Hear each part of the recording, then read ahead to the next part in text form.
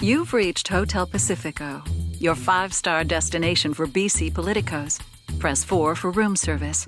Press the star key for your hosts Mike McDonald and Kate Hammer. Welcome back, guests. Thanks for joining us for early check-in at Hotel Pacifico. Yes, I'm not Kate Hammer. This is Mike McDonald, a pale imitation. Kate's taken the day off. She's got some things to do, and we're happy to invite a stranger in the gallery today, Mary Polak. Hello. Good morning, Mary. Good Good morning. morning, Mary. Thanks for joining us. Good morning, And Geoff. Nice to meet you virtually. You too. I'm sure most In of our person audience soon. knows. Most of our audience should know Mary or know of Mary. Mary's at Maple Leaf Strategies, and she's former Minister of Everything in the Gordon Campbell and Christy Clark governments, and a former House Leader as well, I believe. So, yeah, Couldn't you keep wore a a lot of job. hats. Couldn't keep a job. Yeah. Thanks for coming and joining us today. Now, hey, the Canucks opened their season last night, and Geoff, the Vancouver Canucks are Vancouver's professional ice hockey team, just in case I you know. didn't I used know. to have tickets. I Okay. look like a shut-in, but I'm not.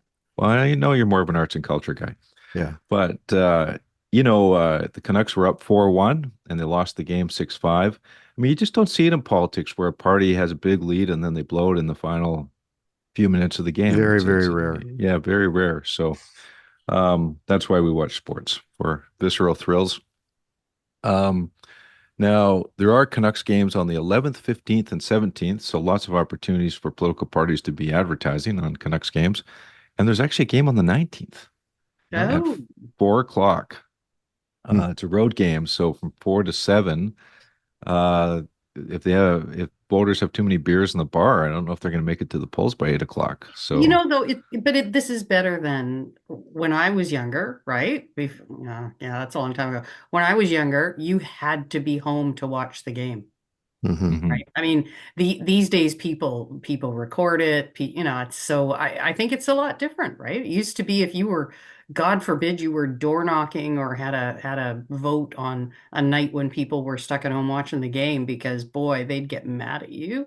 But now I don't know if it's the same. I don't know if it has the same impact. I don't think it All the does. more reason to vote in advance poll. Yes. So, which starts today. Hmm. So advance poll 10th, 11th, 12th, 13th, and then 15th and 16th. So it's 6 days of advance.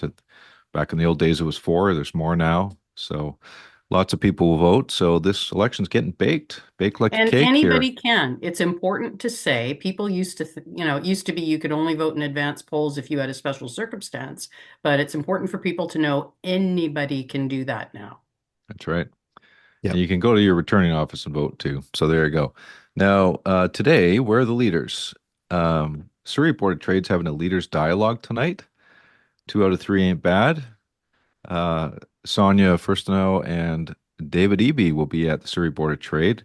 But when I looked at the events page this morning, I did not see John Rustad on the list and did not see it in his daily itinerary. So I assume he's not going, which kind of surprises me given that it's Surrey.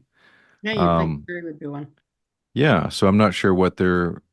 He might be heading north because I know there's a rally in Prince George tomorrow, but Rustad campaign did announce that they're doing an event at 10 a.m. at what I think is Vancouver Shipyards this morning in North Vancouver. David Eby is in Coquitlam. He's going to vote, and then he is voting his riding, I think, and then go to Surrey. Now, I hope he votes in his riding because in 2013, I had this great idea that Christy would go vote in Burnaby, where she grew up, and you can vote in any polling station in BC, and your vote will eventually make it back to your riding to be counted. But we had a bit of an adventure at the polling station that day, so that's why early voting can be can be a little tricky. And finally, Sonia Firstenow is at Victoria Beacon Hill Alcandi's meeting before she heads over for the event in Surrey tonight. So lots of busyness. Now, let's talk about yesterday, though.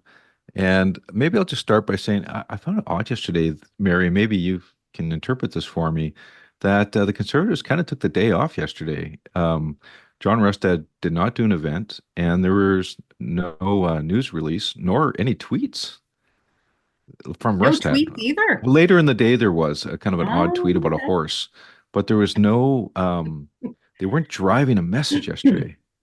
Yeah, that's unusual. Although I have to say, is it true? But I'm trying to place the tweets and things that I saw, which I'm not on there all that much, but there were a lot of, I guess, what you would call proxies or people who are Yeah. conservative adjacent, or Gordon tweeting Campbell, and you're things thinking like that. of. Pardon me? Were you thinking of Gordon Campbell? No, actually, I wasn't, but that's another Yeah. good point. Maybe they didn't want to get in the way. That I don't know if it was a strategic decision or if it just happened, but you're right, it is a little unusual. But yeah, who knows I what. would have just expected a leader to come out of the chutes after the debate, pounding the pavement for the last, one of the last 8 days of the campaign. Yeah, usually, but I mean, we don't know what's going on behind the scenes either, right? I mean, Yeah. I know it's also, I think one of the things that's different, and I'm not saying it's good or bad, but being somebody coming from Prince George is, a little more challenging for presence in the Lower Mainland if you want to keep any kind of presence back home, or if you're traveling in that way, right? The trip to Prince Yeah. George is a lot more difficult than the trip to Honolulu, for example. Well, some days, yeah. Um, Well, Geoff, I think pounding is the right he was word. out. Yeah. Well, no, before we hit pounding was what was happening to John Rustad. The wall-to-wall negative commentary on his debate performance, plus a hanging question mark over whether or not there would be a costed platform, which is we can come back to that question, but he dominated the news, Mr. Rustad, in all the wrong ways because people were trying to find out whether or not what he said at the very top of the debate about seeing someone die in the street was factual. And by the end of the day, the story had been revised considerably. I mean, we talked about this briefly yesterday, and I accepted his statement. It's not impossible in Vancouver, unfortunately, to see someone close to death, at least in the street.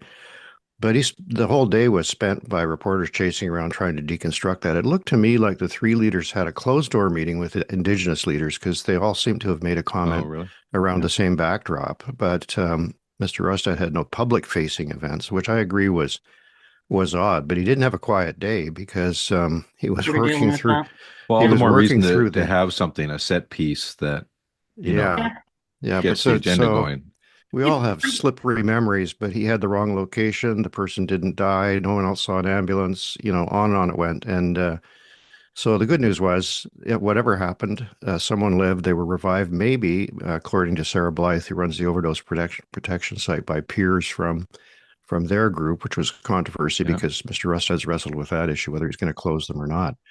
Perhaps. And then, Impact wise though, I mean, I have to say, for the, ordinary folks that I'm, not hanging out with a lot, but hanging out with, I know it interests the news and it's been top of the news and everybody's hearing about it.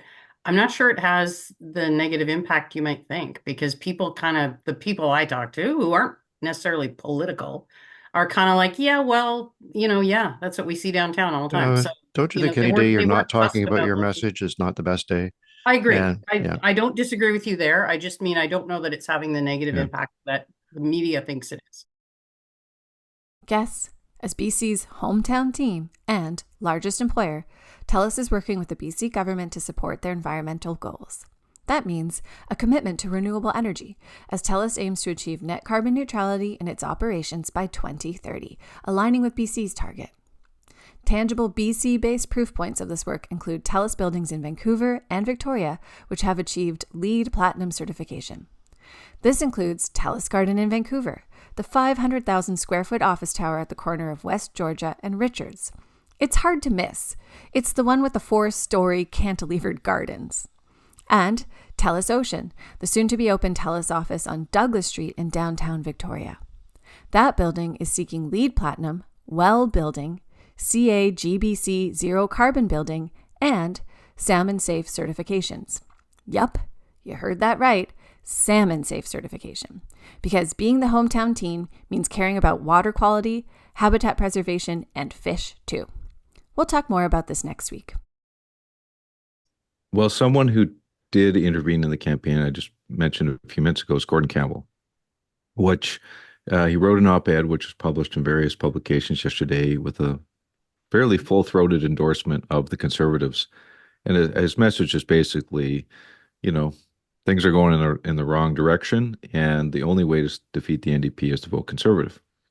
And there was some commentary like, how could Gordon Campbell, endorse the Conservatives when, he's pro carbon tax and, other things that they perceive the Conservatives are not. But Gordon Campbell, first and foremost, his career has been pulling people together to stop the NDP or COPE in the city of Vancouver from winning. So not out of character for him to be aligned with the party that has the best chance of defeating the NDP. But Mary, what did you make of? Did you have a chance to see Gordon's letter? I didn't read the whole thing. I saw some clips of it, so I Yeah. know, the general gist. It didn't surprise me. I mean, You first think of it'll all, make an impact?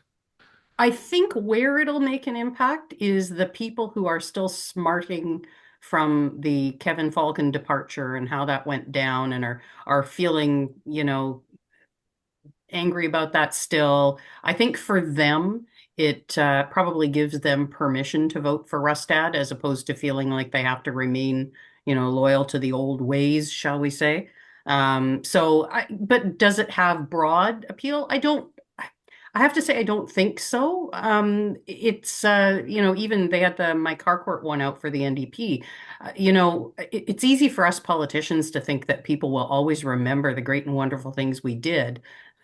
But even when you've been premier, you know what? The memory fades pretty quick, and it's been a long time, right? We Mm. think of it as, or I do, it wasn't that long ago. It was a long time ago. So I Mm. think the audience for that is the people that would have been the dyed in the wool. They were there in the trenches with Gordon and probably some for Christie, and now they're like, oh. Kevin's not there. I can't vote for Rustad. I think that's Mhm. what the message is from Gordon. What do you think, Jeff? Well, I think it's interesting because here I am with two free enterprise party veterans, but this free enterprise socialist paradigm, which has dominated BC politics, I don't think accords with the realities anymore. There's certainly a more center left tone to the NDP, but it's not anti-market economy. It's not. It may propose things that people who are totally committed to wide open profitability find objective, but that's not really the issue. And so Gordon Campbell's party did drive forward an agenda on climate change, and actually arguably won an election because that led to the development of the carbon tax. And when I look back at Gordon Campbell's time, and I had huge differences with that guy, I never thought that he was tolerating racists in the party, and I worry about that with Rustad. So I think that what we see in front of us now is very different from what Gordon Campbell brought forward. And the question for the free enterprise side now is, well, what are the other qualities beyond a commitment to a market economy that we want to see in people? And I think that's it was a funny day, That's an important message that, a free enterprise party now has to address, but not dissimilar to, the changes that the NDP have had to deal with, right? I mean, the NDP is a coalition on the left of various different aspects over the years. You've got your working man in the mill, the way it used to be. I'm talking in the past year. I wouldn't say these things these days, would I? You got your fellows in the mill. You've got the folks who have a social justice type of approach. In more modern times, you've had a very green part of the party. So you've got those aspects. I think, though, on the carbon tax, what interested me is, and of course, I was right there when we launched it. I had to go to San Francisco and defend it in front of a bunch of US folks. But there's a big difference, right? When we launched the carbon tax, it was assumed that there was going to be a functioning cap and trade system and that there would be carbon taxes all up and down at least the West Coast and at least California. And I'd say, having managed the darn thing for quite some time, I'd say, if you get rid of those things, if they don't happen, and they didn't, and if you take away the revenue neutrality, it's just Mhm. another gas tax But functionally. you were ahead of your time saying there's climate change and we need to deal with it. And it's strange to me that we're having that debate again and that I Gordon don't Campbell's think we're weighing in having on the this. debate about whether there's climate change. It's what's the balance between what you do. I mean, I have to say, I'm a firm believer in it, right? I went to Yeah, Paris. I was part of that yeah, whole no discussion. argument there. My big fear is that the vested interests, if you will, exist on both sides of the debate around fossil fuels. And so we're not going to do something sensible. We're going to twiddle around, do the same things we've been doing for the last 28 years, that there have been cops, and we're not going to achieve it. So I think the question mark for most people isn't around is there climate change or not? It's are your solutions actually sensible and will they work? And for Canada, we got to think carefully about that. Are you an electricity generation provider with experience delivering projects in Canada? Our sponsor, FortisBC, wants to hear from you. FortisBC is seeking power providers to bring new or existing projects online and increase the amount of electricity available for its customers. FortisBC has issued a formal request for expressions of interest for additional power to support the energy needs and economic growth of BC's southern interior, where the company delivers electricity. Some of our listeners might not be aware that FortisBC owns 4 hydroelectric generating plants on the Kootenay River, which allow their over 190,000 electric customers to receive approximately 1,609 gigawatt hours of energy supply each year. They meet the remainder of their customers' energy requirements by purchasing electricity. But they need more energy to meet the growing energy needs of its customers in the future. FortisBC is looking for power providers with a focus on developing innovative renewable and lower carbon energy sources, including biomass, biogas, hydroelectricity, solar, wind, and geothermal projects. FortisBC is particularly interested in new or existing projects that have a strong Indigenous equity component or are Indigenous-led. Ensuring customers have the energy they need when they need it is of critical importance for FortisBC. That's why FortisBC is looking to add up to 1,100 gigawatt hours of energy supply as soon as 2030. To learn more, visit fortisbc.com/newpower. FortisBC, energy for a better BC and a better podcast. I should add that on the climate file, Sonia was endorsed yesterday by Hollywood star, or quote unquote star, Mark Ruffalo, who never misses an opportunity to jump on a BC anti-LNG bandwagon. Yeah. And what struck me about that endorsement, I mean, okay, Rustad got Gordon Campbell and Sonia got Mark Ruffalo, is that, the green policies on energy are pretty radical. They're basically shut down the natural gas industry in BC. Phase it out. Yep. Yeah. And that's just behind, there's a lot of voters I think are open to Sonia, and because of her personality and positive approach. But you gotta look into those policies, and if they hold the balance of power again, it's like, watch out. Be careful what you wish for. Mm-hmm. I don't know how much that plays into our modern way of evaluating candidates, though. Now, I should put a caveat on this. If we're talking about the debate and people's perceptions, that has limited impact, I think, these days too. But for a lot of people, they're not going to go back and Google Sonia's policies. They're just going to be like, you know what? Don't like either one of these guys, and I kind of like her. Okay, Mm-hmm. One last thing to touch on in this segment is can't really pass this one by, is that Conservative candidate in Surrey South, Brent Chapman, comments were found. I'm not going to repeat the comment because they're kind of indefensible. But he made comments that directed toward the Muslim community that were offensive and indefensible, in my opinion. They're from a Facebook post, I think 10 years ago or 9 years ago. John Rustad said they were unacceptable, expected an apology. Brent Chapman tweeted out an apology last night. Rustad says he's not going to remove him from the race. Now, today, this will likely be a storyline today. Now, there's not, I frankly think he'll still win the seat. But what's the impact, in the rest of Surrey and other places as a result of the Conservatives candidates? And just adds to the storyline on the candidate problem issue, which, had been under wraps the first part of the campaign, but it's kind of bubbling up a little bit here. Well, and this was a new one that wasn't in the big file that Joshua Hall claims he got. That was, but again, I say, part of the conversation Mary and I just had, that was the evening shift for John Rustad, was securing an apology from Brent Chapman. And I think what the public do hear out there is there was some question about whether he really did see someone die on the sidewalk. There's a question about this and that. What's interesting about John Rustad's approach, though, is for some time now, he has absolutely refused to throw anybody overboard. And this was clearly one of the things that was on Kevin Falcon's mind before he decided to throw in his lot with John Rustad, was that he had a big file of stuff like that and said publicly he didn't want to be around some of those folks. And that's why I raised this point earlier that John Rustad's a different cat in this regard, and he's been prepared to tolerate stuff that most other parties would have said, "Nah, we don't think you're going to be part of our solution." Yeah. Yeah, and I think Anyways, it's sorry, go ahead, sorry. Mary. I was just going to say, and the party's at a different stage of development too. I want to be clear here. I think the comments were absolutely reprehensible. So I'm speaking though in general about the whole issue of having these, what did we used to call them in the old days? Bozo eruptions, right? That used to be the term. The party's at a very different stage too, right? It's brand new in terms of I know it's been around for a lot of decades, but you get a whole lot of people who've never been in the public eye before, never given it any thought.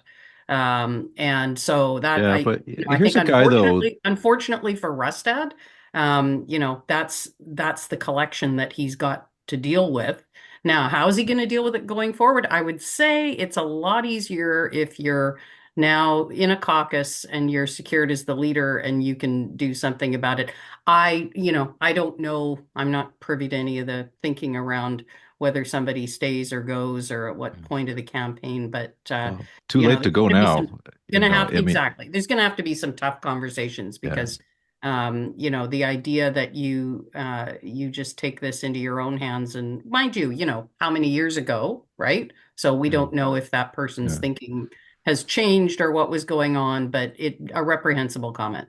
Okay, so we need to milk some cows here. Milking the Data brought to you by BC Dairy. Farmers need guaranteed access to water to feed BC. And we need to feed our listeners with some new poll numbers today. And so in the Polaris Strategic Insights tracking during this election, Polaris did not track on Tuesday night, the night of the debate. Just let people have their debate in peace, and went back into the field last night with 250 interviews. So this period's covering 4 days leading up to the debate and last night for a combined sample of about almost 1,100 interviews. And what we found is that the race continues to be tight. We've got the NDP 41, Conservatives at 40, and the Greens up to 15. And then some other party or independent at 4. Now, what appeared to happen last night, and I don't want to oversell it because it's 250 interviews and it's a smaller subset of the larger sample, is that there was a green spike and coming out of the debate, and particularly with women and particularly on the island. So we're seeing the Greens come up on the island in the neighborhood of where they were last election. So this is we'll put a placeholder on this discussion to see, in the days forward, whether the Greens are able to sustain that. If they do, we'll have to see what it means for the two other parties, because it's not necessarily a bad thing for the NDP. It might be, but it might be, if the Conservatives are taking on water, it might be some voters finding a harbor that's not NDP. So the race still continues to be very close. And even last night it was close. So it's not like one party's in free fall or anything. It's the Greens are showing a bit of a bounce. So it's going to be, what do you think about that? Different depending on the riding too, right? Because there's a number of ridings where there isn't a Green candidate, number of ridings where independents will have some role to play. I do think, though, a big part, if Sonia's smart, and I think she is, then I think a big part of the audience for her message are those disaffected BC United voters, the ones who Geoff was talking about earlier, from the old days, who are like, no, can't vote for, NDP ever, ever, ever. Don't want to vote for Rustad, and they see Sonia and say, wow, she seems reasonable. It's testament to, I think she had an excellent debate. Yeah, and I think that we all know that some of the best areas for fundraising for green issues, and therefore probably for the Green Party, are some of the wealthy neighborhoods in the province. And Cortez Island and Point Grey both leap to mind. I mean, there's a significant amount of green support, certainly financially, for green issues in Point Grey, and that's why we've seen some flipping back and forth there. Yep, yep. I'm Hamas, and this is Simon, and we live in Surrey. We started hosting on Airbnb because we thought we had the spare room, and why not share it with people? When our guests come in, first thing usually they ask is, I'm really hungry, it's been a really long flight, can you recommend a place? Usually Simon is really good with that. He knows all the good spaces. Because we got a lot of good reviews and people commented on the overall look of the space, I was like, okay, maybe I can do this for a living. It actually gave me the courage to start school in interior design. It made such an impact on us financially, and I don't know, I think we're happier because we started Airbnb for sure. Learn more at airbnb.com/host. Well, this is the kind of dynamic that Sonia needs to win her seat. Yeah. Right? She needs momentum. She needs momentum on the island, and she needs to be elevated as a leader. As like you. This is an important person who needs to be in the legislature, and that's always a good argument for a leader to have that sets themselves apart from their other candidates in their riding. So definitely one to watch, and You're right about the question, though. The question is, can they hold it, right? Because we've seen this pattern with the Greens in the past, where leading up to the election, they've got that heightening number, and then it I won't say collapses, but it drops down somewhat when people are actually in the voting booth having to think about who they're voting for. Now, we talk about North Island quite a bit, but I always think it's an interesting example of this kind of dynamic because from an NDP standpoint, Claire Trevina, who was from Quadra Island and, very much the island style person, was successful in a number of campaigns, now moved to other work. But Michelle Babchuk, who replaced her, is much more from a resource sector background, and more of a background in civic politics. Different dynamic, but there's certainly both a green and a sort of blue collar strain to the Campbell River discussion that makes it a really interesting place, I think.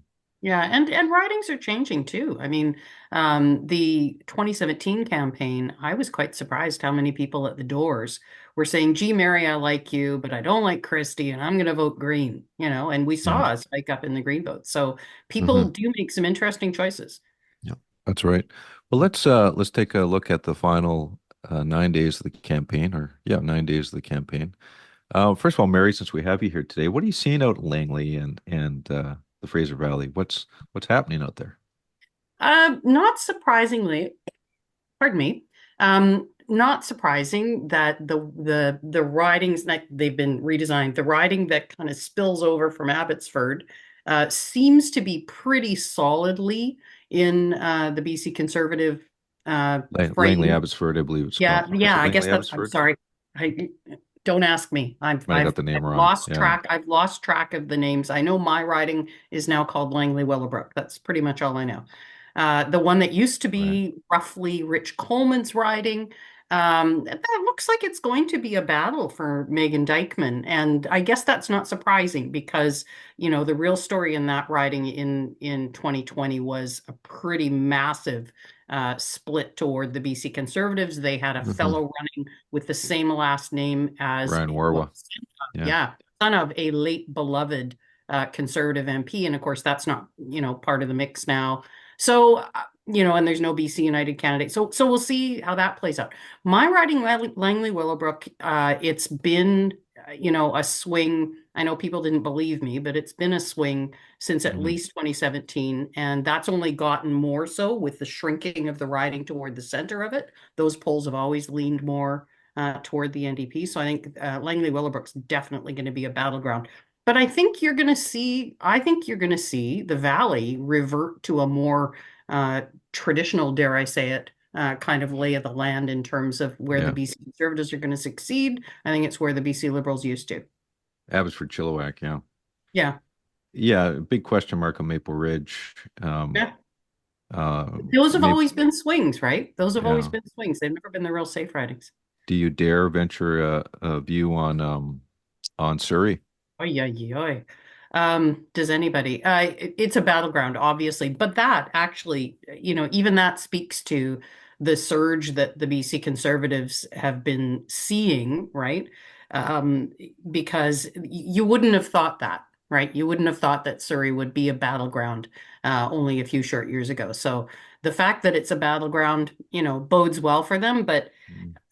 yeah, Surrey's way too volatile, I think, to predict. Mm. All right. Thank you for the insight on that. Now, Geoff, what do you think, what's on your priority list for David Eby heading into the weekend? Well, I think the it's not so much David Eby, because I think he's said and done most of the things he needs to do. He has to keep working on those swing seats and keep rotating around to them and be ready to respond, which, in my view, is sort of a funny debate that's emerging about whether or not it's not a huge debate, but John Rustad has to deliver his fully costed platform. And, deficit and debt have not been a big issue in this campaign. I mean, the NDP platform, which is costed, promised an additional $3 billion in spending on top of what people already thought was a lot of spending.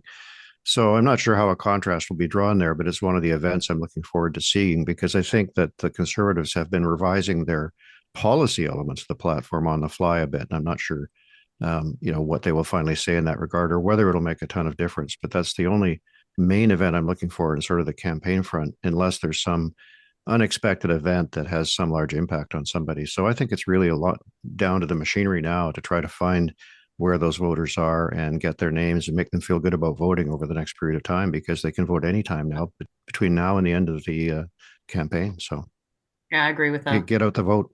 Mary, Ground what's game. on your list for what would be on your list for John Rustad this weekend? What's his Well, job number one that he's got to do? honestly, his job number one is to keep a lid on the folks that keep coming out with things that he has to deal with, right? Like keep the messes from the carpet. That's got to be job number one for him. I think Jeff's absolutely right. Ground game. Ground game is what's going to make the difference, I think, in an election this close. And can the Conservatives pull that together, right? Can they pull together the kind of ground game? I mean, the NDP excels at their ground game. They always have. So can the Conservatives pull that together? That's got to be their focus, is developing an effective and efficient get out the vote strategy. And of course, part of that is identifying them, right? I think in an election where people are wondering who's the best person, and Mike, you and I have debated this, there's apparently still a view among a lot of voters that best premier is David Eby, no matter how deeply concerned I am about what's happening in the province. And John Rustad's challenge, if he can do it in the next period of time, is to upset that apple cart. And to Mary's point, that means not having discussions that aren't about his vision for the future of the province. There's not much time left to change that. And the polling today that you've told us is very, very tight. So important to do that if you can, but it's not clear that that's possible. Yeah, and how many people are going to change their mind at this point, right? Right. I mean, I think Eby's been very smart to work the, look how extreme Rustad is, because Eby's job is to drive his base and make sure that people who are thinking of voting green, are scared off that because they don't want to elect Rustad. Rustad, his job has been to say, hey, it's time for a change. That's always the message for the folks coming in opposition. Time for a change. Stuff isn't working. We'll fix it. And there's Sonia saying, hey, if you don't like either one of these guys, come to me. So, So, Mary, a quick minute on Sonia, because you have Yeah. a unique perspective. Sonia used to, rip chunks out of you when she was a grassroots environmental activist before she was elected, and you were the environment minister. And then you two have become friends over time. So, Well, first of all, she got to know why I was making the decisions I was, and ultimately the decision I made was what she liked. But I think it wasn't so much the decision as that she got to know I was an honest person, and that I wasn't playing politics with this. I was giving it an honest go. But no, I have a very high regard for her. We disagree on all sorts of issues, but as people, no, we're good friends. so what do you expect out of her in the final week? She's going to try and stay really solid. She's she's one of these folks. You often meet people in the third party status who have a pretty rose colored view about, where they're going to go. And you kind of go away thinking, oh, they don't get it. She gets it. She knows that, they don't have a prospect of forming government. But so the case she's prosecuting is, look, we can be really effective in the legislature no matter which one of these folks ends up as premier, and you need us there to hold these people's feet to the fire. And I think, she makes a decent case for that. Well, and I think All she right. also points to a positive vision, whether you buy all the parts of it, for the province that's different. And I thought her comment on Rustad being in the 50s and her comments about EB being, I can't remember how she characterized it, would resonate with people. Because of the passion with which she says it. So I'm not surprised that she saw a bit of a bump. Whether she has the machinery to sustain that, I think, is another question. Right. But That's, yeah. you know. Yeah. All right. No, Well, I think think I think that's correct. coffee's getting cold, so why don't we head off to the espresso bar? Geoff, would you like to start off today? Can I go to the second round? Think a bit Sure. here. Yeah. Okay. I've Mary, never done do you this have? before. Well, Mary, either you can raise a foaming milk latte or oat latte if you wish, or as a compliment, or you can take a double shot of espresso if someone needs to be a wake-up I call. think the obvious one for me is a big foam latte to Sonia, because it's pretty intimidating to come into those settings, and she was so calm.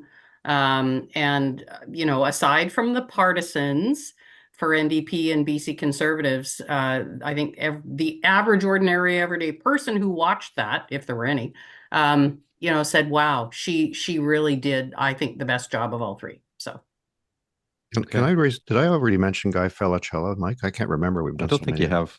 Okay, Guy Felicella is a downtown East Side activist. He's very in pro harm reduction. He was having a coffee downtown a few weeks ago, and he saw John Rustad walk by. So he went up and had a talk to John Rustad, and they had a chat, and then they took a picture. And so now John Rustad talks about his encounter with Guy Felicella, not always in ways that Guy totally aligns with, but and David Eby counters, yeah, I know Guy too, and this is how I read what he said. So I just want to raise a glass to Guy Felicella, who stopped a politician on the street, had a civil discussion with him, and has become a bit of a walk-on performer in a very important debate on opioids. So Yeah. good for him. Okay. Thank you. I'll take a double shot of espresso at post-debate proxies and validators. Continuing on my theme from yesterday. So, I just went back and I thought that, well, with all the post-debate commentary, it's probably going to mean that that outcome is going to happen, right? That person who they say won the debate is going to win the election, because that's what history tells us, right? So I went back to a respected news source from 2013 called the Tyee to see how they covered the 2013 election debate. And but it was amazing that all 15 panelists that they interviewed thought Adrian Dix won the debate. And including this one, Adrian Dix was the clear winner because he didn't lose. And Christy Clark had not only had to win, but win big to overcome the lead the NDP has built up. Bill Thielman. So, Bill doesn't always get it right. And a lot of the proxies, they may have not. But you know what? The voters are going to decide, not the friggin' proxies and validators. So let's leave it up to the voters. How about that? Yeah. All right. Well, thank you for joining us, Mary, and for episode 13, Lucky 13 of our daily election podcast.